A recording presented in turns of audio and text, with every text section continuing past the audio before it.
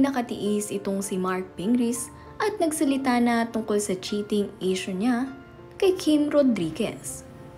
Bago ang lahat, huwag niyong kalimutang mag-subscribe at pindutin ang notification bell para maging updated sa ating mga susunod na videos. Usap-usapan nga ngayon sa mga social media accounts ang cheating issue ni Mark Pingris. Ngunit ang kanya namang asawa na si Danica Soto ay nananatiling unbuttered tungkol sa issue na ito. Katunayan nga ay nakatanggap pa itong si Danica ng bulaklak mula dito kay Mark Pingris nitong nakaraan. Kamakailan lamang nga rin ay makikita nyo sa binyag ng anak ni Bossing Vic Soto at Pauline Luna ang mag-asawang Danica Soto at Mark Pingris na present dito. Kaya naman ang mga lumalabas nga na balita ngayon tungkol sa mag-asawang Danica at Mark ay pawang walang katotohanan at ito ay mga haka-haka lamang. Dahil itong si Mark Pingris ay masaya kasama si Danica. At ito nga rin ang sabi niya sa kanyang post. Walang katotohanan ang mga lumalabas na balita tungkol sa amin ni Miss Kim Rodriguez. Walang namamagitan sa aming dalawa, gaya ng sinasabi ng ibang tao. Nakasama ko po si Miss Kim sa isang basketball event at sa isa pang event noong naging muse siya ng team namin. Salamat din sa nagpaabot ng concern. Okay kami ng pamilya ko. Huwag na po tayo magpakalat ng mga balita na hindi totoo. Humihingi po kami ng respeto at para hindi madamay ang mga anak namin ni Danica. Salamat po at God bless po.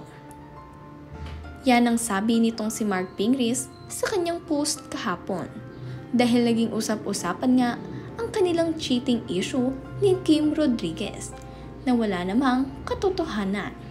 Dahil silang dalawa nitong si Danica Soto ay nakafocus ngayon sa kanilang mga anak at sa kanilang pamilya. Sila ay masaya ngayon at happy sa isa't isa.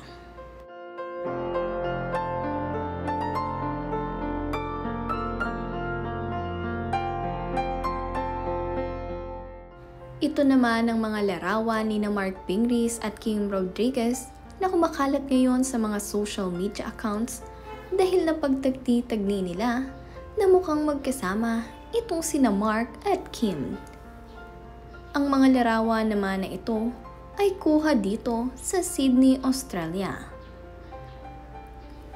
Naway maintindihan sana ng mga fans at supporters nitong si Pingris at Danica ang kanyang sitwasyon dahil ang mga larawan naman na ito ay magkaibang kuha.